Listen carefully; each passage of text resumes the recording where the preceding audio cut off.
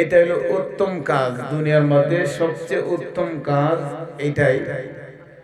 কারণ আমরা যেহেতু সময় বৈশা জিকির করলাম, ওই জিকির আমার আল্লাহর পক্ষ থেকে আসমানে একদল ফেরেশতা আসে, চতুর্দিক থেকে ঘেরাও করে একজনের কাঁধে আরেকজন, আরেকজনের কাঁধে আরেকজন, এভাবে আরশ আজিম পর্যন্ত যায় টেকলা। জোরে বলেন সুবহানাল্লাহ। আল্লাহর কাছে বলে, আল্লাহ তোমার একদল মায়ার বান্দা বান্দি, আল্লাহ এই কনকনে শীতের মাঝে তারা একদল তোমার মায়ার বান্দারা বান্দিরা বসে জিকির করছে, আল্লাহ তুমি এদেরকে দেখছনি, আল্লাহ তুমি এদেরকে ক্ষমা করে দাও। যেরকম সুবহানাল্লাহ।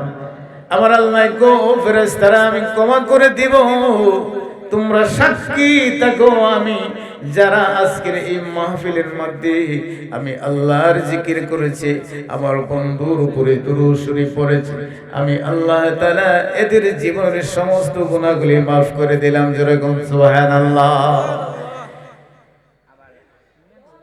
আজকের এই মাহফিলের উসিলায় আল্লাহ রাব্বুল আলামিন এই পূর্বপাড়া পিটুয়া পূর্বপাড়ার এলাকাবাসীর মধ্যে, এই গ্রামের মধ্যে কবরবাসী আছে না নাই? আছে না নাই? আজকে যারা আমরা এই কবরবাসীদের স্মরণে মাহফিলের মধ্যে আমরা যারা এই মাহফিলের বাগানটা সাজাইলাম, যারা এই মাহফিলের মধ্যে আমরা এসেছি, আমাদের অনেকের আব্বাই দুনিয়াতে নাই, কথা কোন ঠিক কিনা? অনেকের আম্মাই দুনিয়াতে নাই, আব্বা আম্মা হারায় আমরা এতিম হয়ে দেশে দেশে আমরা ঘুরি। কারণ কত মানুষে ডাকে, কত মানুষে কত সুন্দর করে ডাকে, কিন্তু আপনি আমার যিনি আমার পিতা আমার বাবা আমাকে যে কণ্ঠে ডাকতো, যে মহাব্বতে ডাকতো, বন্ধুরে কত মানুষে ডাকে, কিন্তু বাবার মতো যে কণ্ঠে আমাদেরকে মহাব্বত করে ডাকতো এভাবে আর কেউ ডাকে না। কথা কণ্ঠে কিনা? দুঃখিনী মা, যে মা আমাদেরকে এত কষ্ট করে এত কষ্ট করে 10 মাস 10 দিন যে মা আপনি আমাকে পেটের মধ্যে বহন করেছে, কথা বলেন ঠিক কিনা বলেন? 10 মাস 10 দিন এই পেটের মধ্যে বোঝা বহন করেছে, যে মায়ের কথা আমরা বলতে পারি না। মা দুঃখিনী পেটের ক্ষুধা, খাবার নিয়ে সামনে প্লেটের মধ্যে খাবার নিয়ে বসছে, তিনি খাবার খাবেন। আমরা একটা লোকমা যখন মা খাইলো, আর একটা লোকমা যখন মা খায়া যখন মুখের মধ্যে দিতে চায়, বন্ধুরে দেওয়ার সঙ্গে সঙ্গে মা আরেকটা লোকমা ভিতরে মুখের ভিতরে দিতে পারে নাই, কিন্তু ওই দুঃখিনী মার কলেজার মধ্যে আমরা পেটের মধ্যে লাত্তি ঘুষি মেরেছি। কথা কন্টি কিনা? ওই দুঃখিনী মার পেটের মধ্যে আমরা লাত্তি মেরেছি। মা খাবারের প্লেটটার সামনে থেকে সরাইয়া বিছানার মধ্যে পড়ে গেল, আর প্রতিবেশীকে ডাক দে বলে, তোমরা কারা রে? আমার মাথায় পানি দাও, আমার মাথায় পানি দাও। বন্ধুরি আমরা ওই মারে আজকে কবরের মধ্যে নিজের হাতে আমরা রাইখা আইছি। কথা কোন ঠিক না? অনেকের এইখানে আমরা দুঃখিনী বাবা হারা মা হারা সন্তান। কথা কোন ঠিক না? অনেকের আব্বা আম্মা হারায় আমি দেখেছি। অনেক পাগল আছে মা বাবার পাগল। কথা কোন ঠিক না? অনেক সন্তান দেখেছি বাপ মার মহাব্বতে আজকের এই মাহফিলের মধ্যে জুড়ে চোখের পানি যদি তুমি ছেড়ে দিতে পারো বন্ধু, ও যুবক, বাপ মার মহাব্বতে যদি এক ফোঁটা পানি তোমার চোখ দিয়ে বাইর হয়ে যায়, আমি কসম করে বললাম, আল্লাহর কসম করে বলেছি, আমার আল্লাহ আজকের এই মাহফিলের উসিলায় আব্বা আম্মার কবরে আযাব মাফ করে দিব। আল্লাহু আকবার বলেন। বন্ধু, যে আপনি আমার আব্বা আম্মা দেখবেন যদি দূরে কোথাও সন্তান চলে যায়, সন্তানের কোনো কিছু হইলে পশু পাখি জানার আগে আগে জানে মা। কথা কোন ঠিক না বন্ধুরি? দেখবেন ওই মা সন্তানের কথা বারবার মনে পড়ে। সন্তান যখন প্রবাসের জমিনে থাকে, যখন বছর ঘুরে ঈদ আসে, দেখবেন ঈদের দিন মার অন্য ছেলে মেয়েদেরকে খাবার দিয়েছে কিন্তু নিজে খায় না। কারণ আবার একটা সন্তান বিদেশের জমিনের মধ্যে আজকে ঈদের দিন জানি আমার সন্তানটা কেমন করছে। কথা কোন ঠিক না? ঈদের দিনে সন্তান চোখের পানি ছেড়ে কাঁদছে মার জন্য। তার মনের মধ্যে আক্ষেপ জাগে, আরে ঈদের দিন আমি তোমার সঙ্গে যাই ঈদ করতে পারতাম। ওই একটা পাগল ছেলে মার পাগল। এই বছর মায় কাঁদতে কাঁদতে সন্তানের জন্য গোসলটা পর্যন্ত করে নাই। অন্য বাচ্চারা এসে বলে, মা তুমি এখনো গোসল করো না? কো বাবা আমি পরে গোসল করব। মা নিজের হাতে পিঠে বানায় অন্যরা খাওয়াইছে, কিন্তু মা একবার দুঃখিনী ঘর থেকে বাইর হইয়া দেউরির সামনে যায়, আবার ঘরের মধ্যে আরে আমার সন্তান না জানি কি করে আজকে ঈদের দিন। আল্লাহু আকবার। বন্ধুরে ওই সন্তান জানি আমার ঈদের দিন কার মুখের দিকে জানি তাকায় রয়েছে।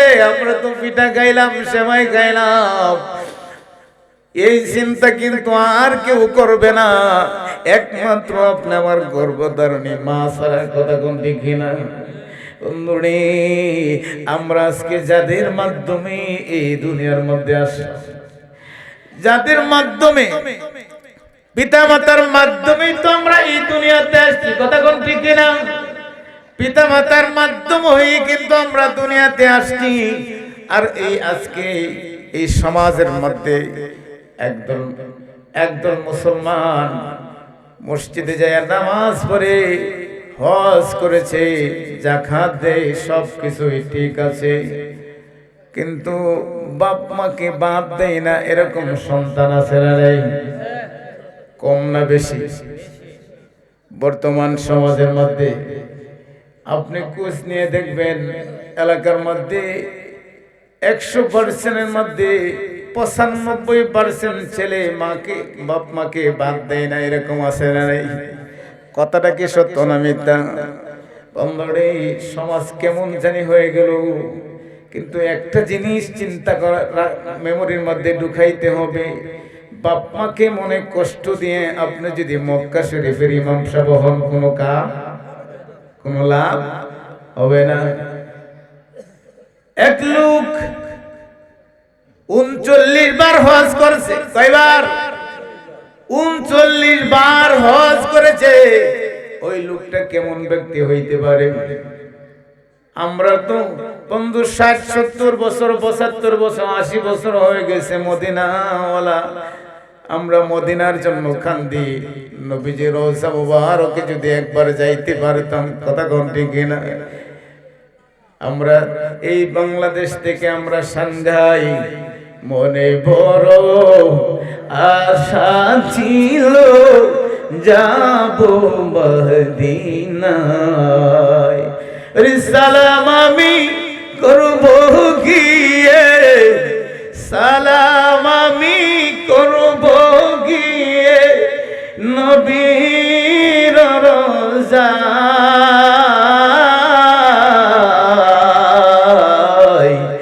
মনে বড় আশা ছিল যাব মদিনায়। কথা বলেন ঠিক না? ওই মনের মধ্যে আশা ঠিকই, কিন্তু যাওয়ার হইল না। ওই লোক 39 বার হজ করেছে। যখন 40 বার হবে, 40 বারের সময় যখন সে মক্কা শরীফে গেল, আল্লাহর ঘরখানায় কাবার মধ্যে দৌড়ে, কাবা শরীফের গিলাফের মধ্যে দৌড়ে বলে, আল্লাহ আমার কপাল কত ভালো, আমার ভাগ্য তুমি কত বড় ভালো দিয়েছো গো আল্লাহ। আজকের বছর লইয়া আমি একাধারে 40 বছর পর্যন্ত আল্লাহ তোমার এই কানায় কাবা আমি জিয়ারত করতে পারলাম, তওয়াফ করতে পারলাম, তোমার বন্ধু রোজা মোবারক জিয়ারত করতে পারলাম। আল্লাহ আমার মতো এরকম সৌভাগ্য আর কেউ নেই। গায়বী আওয়াজ আসছে আল্লাহর পক্ষ থেকে, না না রে নাফরমান, 40 বার কেন রে, 40,000 বারও যদি তুমি হজ করো, তুমি এই নাফরমানের হজ আমি আল্লাহ কবুল করি নাই, করব না। 40 বার হজ করেছো। নবীজি বলেছেন হাজরে আসওয়াদের মধ্যে চুমা দিলে জীবনের সব গুনাহ মাফ হয়ে যায়। কথা কোন ঠিক কিনা? কিন্তু আমার আল্লাহ সিদ্ধান্ত দিয়েছে, না না 40 বার কেন, 40,000 বারও যদি হজ করো তোমার হজ কবুল হয় নাই। কারণ আল্লাহ কেন কেন গো আল্লাহ কারি কেন জানোস না? তোর মায় অসুস্থ, বুড়া মানুষ অসুস্থ হয়ে গেছে, ঠান্ডা লাগছে, বলছে মা বাবা বাজারে যাচ্ছ? কহ বাজারে যাই। বাবারে 5-7 বার ডাক দিয়ে বলে আব্দুর রহমান রে, আব্দুর রহিম, ও আব্দুল খালিক, তুমি বাজারে যাচ্ছ? বাবারি আমার জন্য কাশির ওষুধ আইনো, আমি অনেক দিন যাবত কষ্ট করছি। এরকম মা আছে না নাই? বুড়া মানুষ, বুড়ি হয়ে গেছে, বয়স্ক হয়ে গেছে, বিছানার মধ্যে পড়ে রয়েছে, ওই মার খেদমত করে না, এরকম আছে না নাই? এই সন্তান আছে, এরকম সন্তান আছে না নাই? দেখবেন বাপ মা বিছানার মধ্যে বিছানা থেকে উঠে বসতে পারে না, মা দুঃখিনী বিছানার মধ্যে প্রস্রাব পায়খানা করে। এমন পাগল সন্তান আছে, নিজের হাতে দইরা দইরা বাপ মার প্রস্রাব পায়খানা পরিষ্কার করে, এরকম পাগল আছে না নাই? আবার দেখবেন মা দুঃখিনী আদর করে সন্তানকে বিয়ে করাইছে, বৌমা যখন ঘরে আসছে, বৌমা ঘরে আসার পরে বৌমার তো সুন্দর রূপসী যৌবন, নতুন বধূ সেজেছে। ও মা, ও পিঠুয়া, পূর্ব পাড়ার মা বোনেরা গো, তোমরা যেদিন তোমার বাবার বাড়ি থেকে স্বামীর বাড়িতে আসছিলা, লাল শাড়ি পিনতে আসছিলা, আর স্বামীর বাড়ি থেকে তুমি একদিন বিদায় হইবা সাদা কাফন পরিয়া। কথা কোনটি কিনা বন্ধুরি? ওই মা বয়স্ক মানুষ বড় আদর করে বিয়া করাইছে, বলছে মা আমি অনেক দিন যাবত, বৌমা নতুন নতুন আসছে, মা আমি অনেক দিন যাবত নিজের শরীরটারে মরায় গোসল করতে পারি না, আজকে তুমি আমার পুতের বউ, মা তুমি এক কাজ করো, আমাকে শরীরটা মরায়, পিঠটা মরায় একটু গোসল করায় দাও। আল্লাহু আকবার। খারাপ লাগতেছে নাকি বন্ধুরি? তখন এই কথা বলার পরে বৌমা অনেক ভালো মানুষ, ভালো মানুষের সন্তান আছে না নাই? সবাই কি খারাপ? ভালো আছে না? ভালো মানুষের সন্তান গোসল করানোর জন্য গোসলখানার মধ্যে নিয়ে গেল। বৌমা গোসল করাইতে চায়, শরীরটা পিঠটাকে সুন্দর করে মালিশ করতে চায় সাবান দিয়ে, কিন্তু হাত দিয়ে মালিশ করতে, হাতটা যখন পিঠের মধ্যে লাগায় তখন হাত তো পিঠের মধ্যে যায় না, পা চলে যায়। হাত যায় না, পাও যায়। কারণ কি? অনেক চেষ্টা করছি, বলতেছে মা তুমি এখনো কেন দেরি করছো, তাড়াতাড়ি করো। বলতেছে মা আমি তো চেষ্টা করছি আপনাকে আমার হাত দিয়ে পিঠটাকে মালিশ করার জন্য, কিন্তু আমি তো করতে পারছি না। কারণ কি?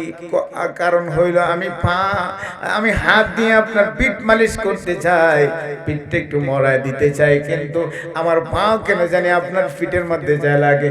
তখন বলে মা ঠিকই বলছো, আমি যখন এই বাড়িতে নতুন বধূ সেজে এসেছিলাম যেদিন, এদিন আমার সুন্দর চমৎকার সুন্দর রূপসী চেহারা ছিল, লাল চামড়া ছিল, তখন আমার শাশুড়ি ছিল খালো, আমার শাশুড়ি আমাকে বলছিল, মা আমার শরীরটাকে একটু মনে গোসল করে দাও। তখন একটু মনোযোগ, ওয়াজটা কিন্তু খুব গুরুত্বপূর্ণ কথা বন্ধুরি। তখন কি করলো, শাশুড়ি আম্মায় বলতেছে বৌমা, তখন আমার শাশুড়ি বলছিল পিঠটাকে মনে দেওয়ার জন্য। তখন খালো মহিলা, কালো শাশুড়ি ছিল। আমি তখন ঘৃণা করেছিলাম মুখের মধ্যে কাপড় দইরা। তখন হাত এত লাল চামড়া, কেমনে আমি ওই কালো চামড়ার মধ্যে হাতটা লাগাইবো? কারণ পিঠের মধ্যে তো অনেক ময়লা, অনেক দিন যাবৎ গোসল করতে পারে না, মা শরীরটা মরাইতে পারে না, পিঠের মধ্যে ময়লা লাইকা রয়েছে।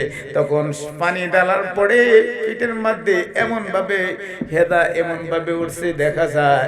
এখন আমি হাত দিয়ে কেমনে ধরবো, আমার কিনা লাগছে, আমি ধরি নাই। তখন আমার পাও দিয়ে মা এই শাশুড়ির পিঠটাকে আমি মরাই দিছি। নাউজুবিল্লাহ।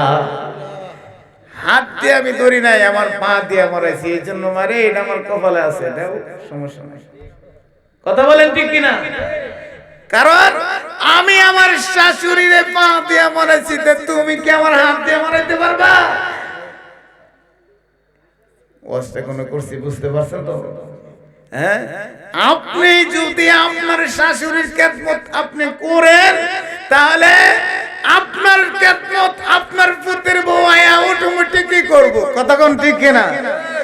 আর যদি আপনি আপনার বাপ মাকে খাবার দেন, বাপ মাকে আদর করেন, মহব্বত করেন, ভালোবাসা দেন, আপনি সন্তান হয়ে যদি বাপ মাকে মাথার ঘাম পায়ে ফেলে রুজি রোজগার করে, আব্বা তুমি কি খাইবা, মা তুমি কি খাইবা, তোমার জন্য কি আনবো, ঈদের সময় যদি আপনি মা বাবাকে খুশি করতে পারেন, ঈদের দিন যদি বাপ মা খুশি হয়ে চোখের পানি ছেড়ে সন্তানের জন্য দোয়া করে, ওইটা আল্লাহ তাআলার দরবারে ডাইরেক্ট কবুল হয়ে যায়।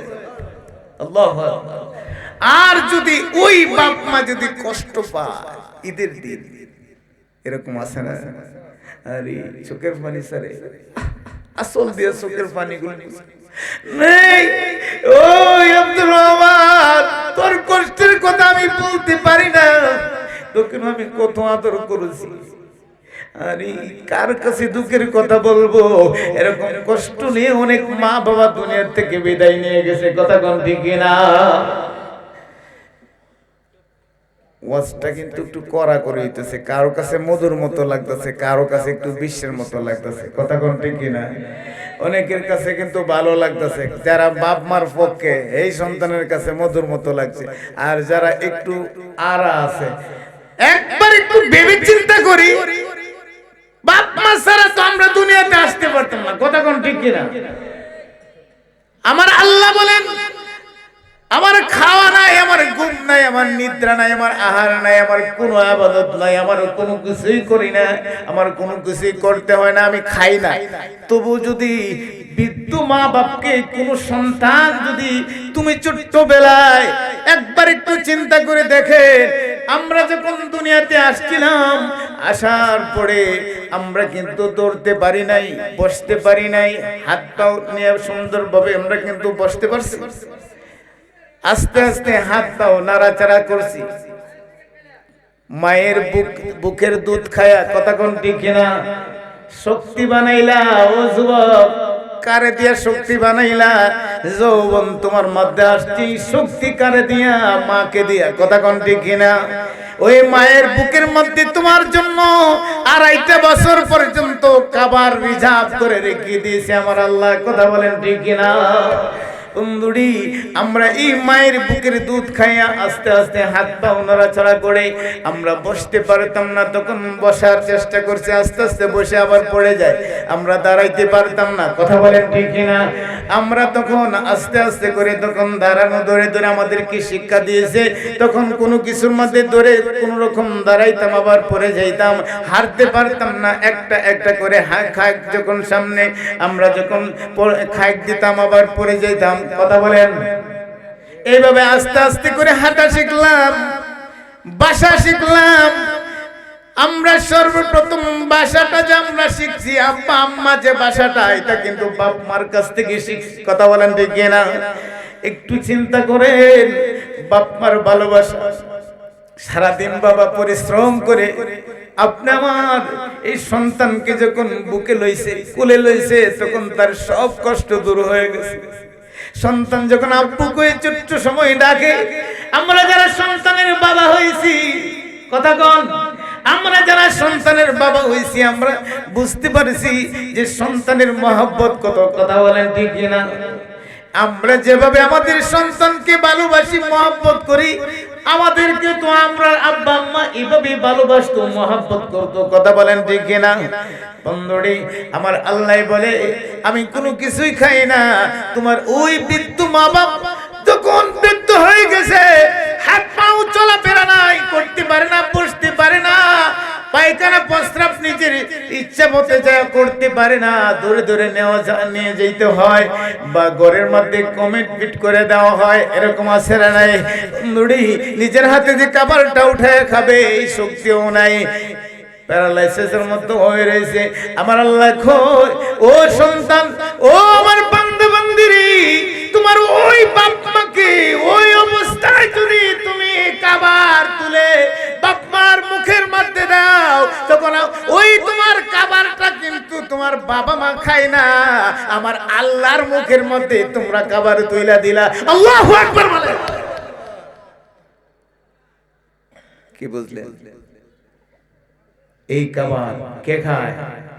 আল্লাহ কয়, তোমার বাপ মারে খাওয়াইছো, তোমার চোখে দেখছো, কিন্তু খাবারটা আমি খাইছি। আল্লাহু আকবার। আল্লাহ কয়, আমি তো খাই না, তবু আমি খাইছি। তোমার বাপ মাকে যদি খাওয়াও, আমরা যাদের বৃদ্ধ বাপ মা আছে, এইভাবে আমরা খাইয়ে দিবনি? বলেন, চেষ্টা করবো নি? হ্যাঁ, মন থেকে হিংসা বিদ্বেষ বাদ দেন। কারণ আপনার কর্তব্য, সন্তানের কর্তব্য বাপ মাকে যতটুকু করার কতটুকু করতে হবে। আর যদি বাপ মার কর্তব্য সন্তানের উপরে যতটুকু দায়িত্ব, যতটুকু অতটুকু করতে হবে। কথা বলেন ঠিক কিনা? বাপ মার হক যতটুকু সন্তানের উপরে আছে অতটুকু করতে হবে। সন্তানের যতটুকু হক বাপ মার উপরে অতটুকু আপনার দায়িত্ব হবে, আপনার চালিয়ে যেতে হবে। কথা বলেন ঠিক কিনা? বন্ধুরা বাবারা, তখন আমি যে কথাটা বলছিলাম, ওই মা বলছিল, বাবা রে তুমি আমার জন্য কি করো, বাজার থেকে ঠান্ডার ওষুধ আইলো।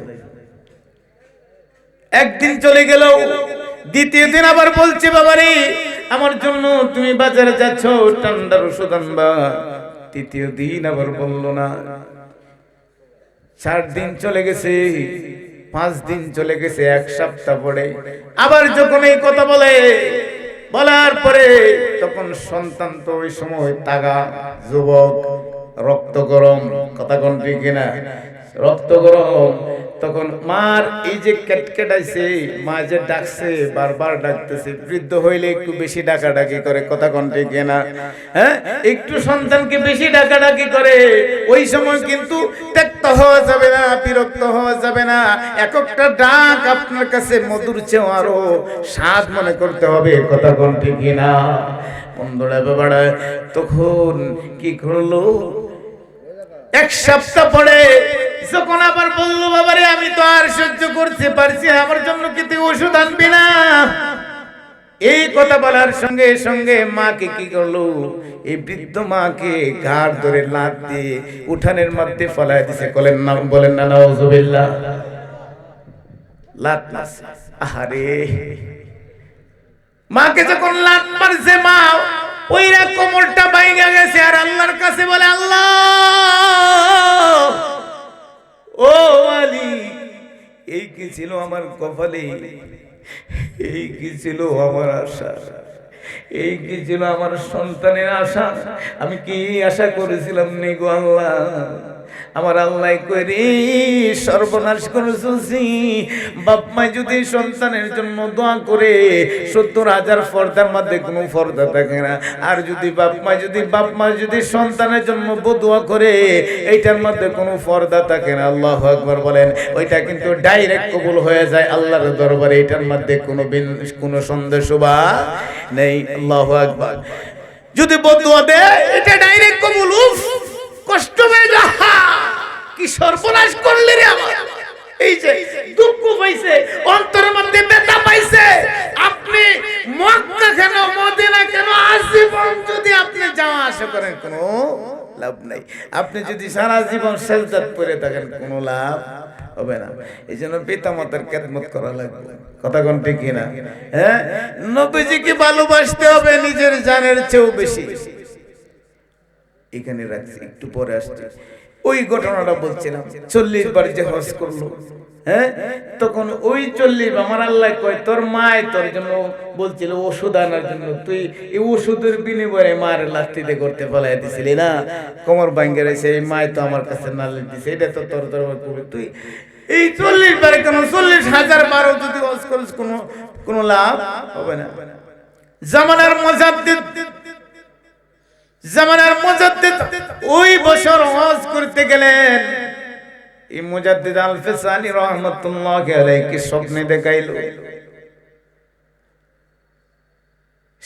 দেখাইছে আজকে এই বছর যারা হজ করতে আসছে সবার হজ কবুল হয়েছে, কিন্তু একজন ব্যক্তির হজ কবুল হয় নাই। ওই ব্যক্তিকে তুমি খুঁজে বাইর করো। হাজার হাজার লক্ষ লক্ষ মানুষ কোন জায়গায় কেমনে পাইব? খোঁজাখুঁজি করে পাইল না। পরের দিন আবার স্বপ্নে দেখাইলেন, সেম স্বপ্ন দেখলো। পরের দিন আবার স্বপ্ন দেখলো, অন্যটি এইভাবে স্বপ্ন দেখলো। 3 দিন পরে তখন আমার আল্লাহ বলে তুমি যাও কাবার পাশে যায় দেখো, গলার মধ্যে তাসবিহ আছে, হাতের মধ্যে তাসবিহ আছে, দেখবা এত সুন্দর লম্বা জুব্বা লাগাইছে, মাথার মধ্যে পাগড়ি আছে। সব আমল যদি দেখো তখন তুমি বুঝতে পারবা লোকটা অত্যন্ত একজন আমলিয়াত ব্যক্তি। তাহাজ্জুদের নামাজ পড়ে, ইশরাক পড়ে, আওয়াবিন পড়ে, 5 ওয়াক্ত তো পড়েই, সব নামাজ পড়ে, সর্বক্ষণ অল টাইম শুধু খাওয়া ঘুম ব্যতীত আর অল টাইম ইবাদতের মধ্যে মগ্ন থাকে। আল্লাহু আকবার। ওই ব্যক্তি এত ইবাদত বندگی করার পরে 40 বছর পর্যন্ত কানায় কাবার মধ্যে ধরে ধরে তওবা করেছে, আল্লাহর ঘরের গিলাফের মধ্যে ধরে 40 বছর পর্যন্ত এখানে পড়ে রইছে। কিন্তু 40 বছর কেন, আজীবন যদি 40,000 বছর, যদি 40 লক্ষ বছর যদি ওই কানায় কাবার মধ্যে ধরে আল্লাহর কাছে কান্দে, আমার আল্লাহ কই এই গুনাহ কিন্তু তোমার মাফ হবে না। তোমার সব তোমার আমলের দরজা আমি আল্লাহ বন্ধ করে দিয়েছি। তাহলে ওই বাপ মাকে কষ্ট দেওয়া যাবে? কথা বলেন, ওই বাপকে কি কষ্ট দেওয়া যাবে? আস্তে কয় যাবে? কারা কারা একটু হাত উঠাই। নারে তাকবীর। আমরা বাপ মার অনুসারী, কথা বলেন ঠিক কিনা? আমরা যাদের বাপ মা আছে আর যাদের বাপ মা নাই, বাপ মারে কষ্ট দিছি, আজকে আগামী কালকে আপনি চলে যাবেন কবরের পাশে হাত লাগান। নবীজি বলেছেন যে তোমার বাপ মারে, সাহাবী যখন নবীজি ওয়াজ করলেন বাপ মানে, তখন অনেক সাহাবীরা চোখের পানি ছেড়ে কাঁদতে কাঁদতে হয়রান হয়ে গেছে, অজ্ঞান হয়ে গেছে। তখন বলতেছে হুজুর আমরা তো না বুঝে বাপ মার সঙ্গে বেয়াদবি করে লেছি হুজুর, এখন আমরা কি করি? তখন আমার নবীজি কয় তোমার বাপ মা যেখানে ইন্তেকাল করেছে, যেখানে শুইছে, এই কবরের পাশে যাইবা, পায়ের দিক থেকে যাইবা, যাই ওইখানে বইসা তুমি যাই বলবা আমি আব্দুর রহিম চলে আসছি, মা আমি তোমার বড় ছেলে, আমি তো বুঝতে পারি নাই মা, এতদিন আমি বুঝছি না মা, তুমি দয়া করে আমার মাফ করে দাও, আমি তোমার সন্তান। আল্লাহু আকবার বলেন। তো ওই সময় কবরের পাশে ওইখানে কেউ মাফ চাইলে আমার আল্লাহ কই মাফ করে দিবে। তাহলে সুযোগ আছে না নাই? কি বলেন, আছে না নাই? তাহলে এই সুযোগ যদি থাকে তাহলে আমরা বাঁচানোর রাস্তা আছে। হ্যাঁ, ইসলাম কিন্তু কঠোর কোনো ইসলাম কোনো আপনাদেরকে কঠিন কোনো সাবজেক্ট দেয় নাই, ঠিক কিনা বলেন? কঠিন সাবজেক্ট ইসলাম কিন্তু সহজ। ইসলাম শব্দের অর্থ কি জানেন? শান্তি। ইসলাম কখনো আপনাকে অশান্তি করে নাই। অশান্তি তো আমরা নিজেরা কামাইছি, ঠিক কিনা কোন? হ্যাঁ, ইসলাম কিন্তু শান্তি ধর্ম। ইসলাম ধর্ম হইল পরিপূর্ণ ধর্ম, একমাত্র আল্লাহর মনোনীত ধর্ম, ঠিক কিনা বলেন? হ্যাঁ, ইন্না দীনা ইনদাল্লাহিল ইসলাম। হ্যাঁ, আল্লাহ রাব্বুল আলামিন বলেন একমাত্র আমার ধর্ম হইল মনোনীত, আমি আল্লাহর একমাত্র মনোনীত ধর্ম হইল ইসলাম। কথা কোন ঠিক কিনা? তা আমরা এই ইসলাম ধর্মের ভিতরে আমরা প্রবেশ করেছি, আমরা মুসলমান হইতে পেরেছি, সেই জন্য আবার শুকরিয়া আদায় করি, বলি আলহামদুলিল্লাহ। আমরা এমন একজন নবীজির উম্মত হইতে পেরেছি। আল্লাহু আকবার বলেন। বনি ইসরাইলের যুগের নবী রাসূলগণ বলতো, আল্লাহ তুমি নবী না বানায় যদি উম্মত বানাইতা আখির নবীর উম্মত, তাহলে আমি যে নবী হইছি তার চেয়ে আমার দাম অনেক বেশি থাকতো। আল্লাহু আকবার। তারা কত বড় আপত্তি ছিল, এক নবীর দোয়া আল্লাহ কবুল করছে, ইনি হলো হযরতে ঈসা রূহুল্লাহ আলাইহিস সালাম। আল্লাহু আকবার। তো ঈসা রূহুল্লাহ দোয়া আল্লাহ কি করছেন? কবুল করছেন। তিনি আবার উম্মত হইয়া দুনিয়াতে আসবেন। আল্লাহু আকবার বলেন। হ্যাঁ, তিনি আবার উম্মত হইয়া দুনিয়াতে আসবেন। তাহলে এই নবীজির দোয়া, এক নবীর দোয়া আল্লাহ কবুল করছে, আমরা হইলাম ওই নবীর উম্মত। আল্লাহু আকবার বলেন। তাহলে নবীজির মহব্বত থাকার দরকার আছে না নাই? নবীজির মহব্বত থাকতে হবে। নবীজির মহব্বত ছাড়া ইবাদত কবুল হবে? নবীজির প্রেম ছাড়া ইবাদত কবুল হবে না। কথা কোন ঠিক কিনা? এখন যদি বলি নবী তো আমার বড় ভাইয়ের মতো নেই, এরকম যদি নবী তো হাসরের ময়দান নিজে চিন্তায় ব্যস্ত থাকবো, নিজে কেমনে জান্নাতে যাইব, নাউজুবিল্লাহ কইতেন না? ওই চিন্তা যদি আমরা এরকম চিন্তা চেতনা নিয়ে যদি আমরা ইবাদত করি, তাহলে এই ইবাদত মালিকের দরবারে কবুল হইব? কথা কোন হবে? কানাই কাবা, কাবাকে প্রশ্ন করে, কাবারে ওই কাবা তোকে কেন বানাইলো? আরশ আসিমকে প্রশ্ন করে, আরশ আসিম তোমাকে কি দিয়ে সৃষ্টি করলো? আরশ আসিম ডাক দিয়ে বলে, আমার নবীজির ফসিনা মুবারক থেকে আমাকে সৃষ্টি করেছে। জোরে বলেন না সুবহানাল্লাহ। আল্লাহু আকবার বলেন। নবী সৃষ্টি আল্লাহর নূরে, আমরা সৃষ্টি নবীর নূরে। নবী সৃষ্টি আল্লাহর নূরে, নবী সৃষ্টি আল্লাহর নূরে, আমরা সৃষ্টি নবীর নূরে। ওই নূরের রোশন হবে কে? ও আশিকেরা নবীজির রওজাতে যাবে কে? আল্লাহু আকবার। বলিয়াছেন পাকরা বানা, বলিয়াছেন পাকরা বানা, বলিয়াছেন পাকরা বানা, কোনো কিছুই বানাইতাম না, সব কিছুই হাবিবের কারণে। ও আশিকেরা নবীজির রওজাতে যাবে কে? আল্লাহু আকবার। বন্ধুরা বাবারা, আমার আল্লাহ বলেন কোনো কিছুই বানাইতাম না, একমাত্র আমার হাবিবের কারণে সব কিছু আমি আল্লাহ তৈরি করেছি, আমি আল্লাহ বানাইছি। কথা কোন ঠিক কিনা? বন্ধুরা বাবারা, তাহলে আমার নবীজি কয় বাপ মারে কষ্ট দিও না, বাপ মারে যদি কষ্ট দেও আমি নবীজির দিদার পাইবা না। হাসরের ময়দানে একমাত্র আপনি আমার নবী ছাড়া আর কেউ বান্ধব পাইবা না। কথা কোন ঠিক কিনা?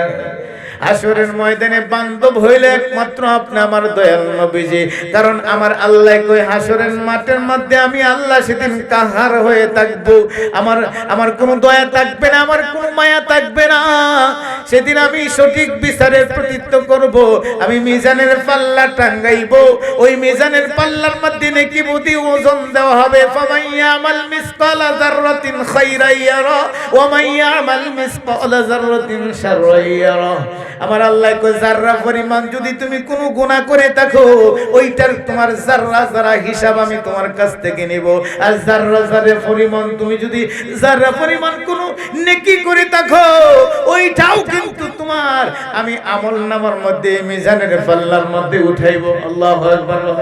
বন্ধুরা বাবারা, ওই হাসরের ময়দানে আমার নবীজি দেখেন দুনিয়াতে যখন আগমন করেছেন, নবীজি আমাদের সাধারণ মানুষের বাসা ছিল কান্না। কথা কোন ঠিক কিনা?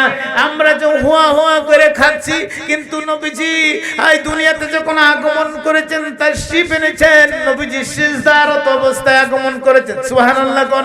নবীজি পোশাক পরিধান অবস্থায় আগমন করেছেন। আল্লাহু আকবার। নবীজি সিজদারত অবস্থায় যায়, তখন কানে যখন কান লাগাই তখন শোনা যায় বলতেছি ইয়া হাবলি উম্মতি, আল্লাহু আকবার, ইয়া হাবলি উম্মতি বলে কাঁদলেন। বন্ধুরে 63 বছর পর্যন্ত উম্মতের জন্য কত না কষ্ট করেছে, কথা কোন দিকে না। এই উম্মতের মায়ায় নবীজির দান মুবারক শহীদ করেছেন, শরীরের রক্ত মুবারক ঝরাইছে, কথা বলেন ঠিক কিনা। ওই নবীজি উম্মতের মায়ায় ওই 63 বছরের জীবনের ভিতরে আবার 27 বছরের জন্য আমার আল্লাহর বাড়িতে নিয়ে গেছে আল্লাহর হাবিবকে, কথা বলেন ঠিক কিনা। আল্লাহর হাবিবকে আল্লাহর বাড়িতে সান্ত্বনা দেওয়ার জন্য নিয়ে বলে বন্ধু আমি কোন নবী রাসূলকে আমি আমার বাড়িতে আনি নাই, একমাত্র আপনাকে আমি এনেছি। আপনাকে কিসের জন্য এনেছি? আজকে এনেছি আপনি আমার কাছে চাইবেন আর আমি আল্লাহ দিতে থাকবো, আপনি চাইতে থাকবেন আর আমি আল্লাহ দিতে থাকবো। সুবহানাল্লাহ বলেন। নবী আল্লাহর দিদার দেখিয়া নয়ন জলে বুক বাজায়া, নবী আল্লাহর দিদার দেখিয়া, নবী আল্লাহর দিদার দেখিয়া নয়ন জলে বুক বাসায়া, সকল উম্মত মাফ করে দাও দয়াল নবীর উসিলায়, সকল উম্মত দাও গো ক্ষমা হাবিবুল্লাহর উসিলায়। ওই নবীজির মহব্বতে, ওই নবীজির মহব্বত থেকে অন্তরের মধ্যে তাকার দরকার আছে না নাই? সকল উম্মত ক্ষমা করে দিত কার উসিলায়? নবীজির উসিলায়। আমার আল্লাহ কো বন্ধু আপনি চিন্তা করবেন না, চিন্তার কারণ নাই, কারণ আজকে আপনি হাবিবুল্লাহ, আপনি হইলেন হাবিবুল্লাহ। হাবিবুল্লাহ টাইটেলটা আমার আল্লাহ ওই মেরাজের মাধ্যমে দিয়েছে। আমার আল্লাহ কই তুমি মুসা কারিমুল্লাহ বানাইছো, ইব্রাহিম খলিলুল্লাহ বানাইছো, ঈসা রুহুল্লাহ বানাইছো, তুমি বানাইছো আদম সফিউল্লাহ বানাইছো, কিন্তু আমার বেলায় তো তুমি কোনো কিছুই দিলা না। আমার আল্লাহ কই ও বন্ধু আপনি হইলেন আমার হাবিব, আপনি হইলেন আমার বন্ধু, আপনি হইলেন হাবিবুল্লাহ। আজকে থেকে আপনার লকব হইল হাবিবুল্লাহ। সুবহানাল্লাহ বলেন। বন্ধুরা বাবারা, তখন আপনি আমার নবীজিকে আমার আল্লাহ বলছে ও আমার হাবিব আপনি আমার কাছে বলেন কি চান? আল্লাহ আমার তো পুরান কথা উম্মতের গুনাহ মাফ চাই, কোথায় যান 70,000 মাফ করে দিলাম, এখন বলেন কি চান? আমার তো পুরান কথা আল্লাহ আমার কিছুই না, আমার উম্মতের গুনাহ মাফ চাই, কোথায় যান আরো 70,000 মাফ করে দিলাম। অনেক লম্বা ঘটনা আমি শর্ট করে বলছি, সময় হয়তো আমার কমে আসছে। বন্ধুরে তখন আমার আল্লাহ জিজ্ঞাসা করছে, একবার দুইবার না, হাদিসের মধ্যে আসছে আল্লাহ জিজ্ঞাসা করছে কয়শো বার? 700 বার। কয়শো বার? 700 বার আল্লাহ জিজ্ঞাসা করছে। একবারও নবীজি তার নিজের কথা বললেন না, নিজের পরিবারের কথা বললেন না, উম্মতের মায়ায় আমার নবীজির কাছে আর বলছে আমার উম্মতের গুনাহ মাফ চাই। ওই নবীজির প্রেম মহব্বত ভালোবাসা থাকার দরকার আছে না নাই? কথা বলেন আছে না নাই? আপনি সাধারণ একজন মসজিদের খতিবের কথা, ইমামের কথা শুনে আপনার আকীদা নষ্ট করে দিয়েছেন। ইমাম সাহেব কিন্তু আমার কবরে যাবে না। কথা বলেন যাবে? ইমাম সাহেব কিন্তু কবরে যাবে না। বন্ধুরে আমার কবরে আর কেউই যাবে না। আমার কবরে আমার নবী কই ও উম্মত তুমি যদি নবীর পাগল হইয়া আশিক হইয়া তুমি কবরে আসো, তুমি যখন কবরে তুমি আসতে দেরি, কিন্তু আমি রাহমাতাল লিল আলামিন মদিনা থেকে তোমার কবরে আমি হাজির হইতে দেরি করি না। আল্লাহু আকবার বলেন। তোমাকে কবরে যখন বিসমিল্লাহি ওয়া আলা মিল্লাতে রাসূলিল্লাহ কইয়া রাখবে, ওই সময় আমি রাহমাতাল লিল আলামিন ওই পাগলকে আমার বুক মুবারকের মধ্যে আমি জড়ায় ধরি। আল্লাহু আকবার।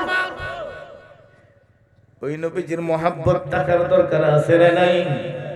আপনি আমার আত্মীয় স্বজন ভাই বন্ধু বান্ধব সবাই কিন্তু আপনি আমারে ফালাইয়া অন্ধকারে, এই অন্ধকারে যেখানে কোনো দরজা নাই জানালা নাই নিষ্ঠুরের মধ্যে ফালাইয়া এমন ভাবে মাটি দিবে একটা সুই ঢুকার পর্যন্ত ছিদ্র রাখে না। কথা বলেন ঠিক কিনা?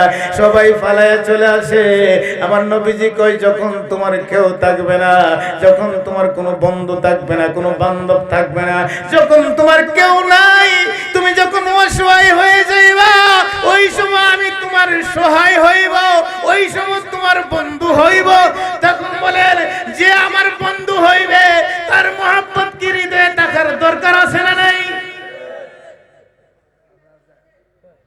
আছে না নাই? এখন যদি বলেন না হুজুর গত শুক্রবার আমরা ইমাম সাহেব বলছে না নবীর বেশি সম্মান দেওয়া যাইব না, নবীর শানে ক্যাম্প করলে বেদাত হয়ে যাইব, মিলাদ পড়লে বেদাত হইব, না হুজুর এটা করা যাইব না, হুজুরের কথাই মানতে হইব। এখন আপনাদেরকে যে আমি স্পষ্ট কথা বলে দিলাম, আপনি আমাকে এই কথা যারা বলছে, যারা নবী বলতেছে, নবীজির বিরোধিতা যারা সমালোচনা করেছে, ওই লোকগুলি কি মরবে না? মরবে না? কবরে যাইব না?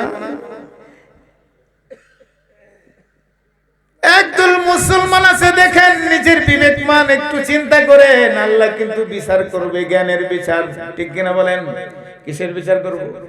জ্ঞানের বিচার করবে। একটু নিজেকে নিজে চিন্তা করেন, নিজেকে নিজে একটু ভাবে চিন্তা করে নাহারি।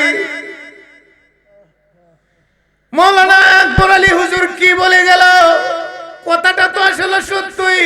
কবরে তো আমার সঙ্গী কেউ হবে না, এত আপন, এত আপন হইল ঘরের স্ত্রী, দুইজনে এক বিছানার মধ্যে 30, 40, 50 বছর পর্যন্ত ঘুমায়, ঠিক কিনা বলেন? এক বিছানার মধ্যে ঘুমায়।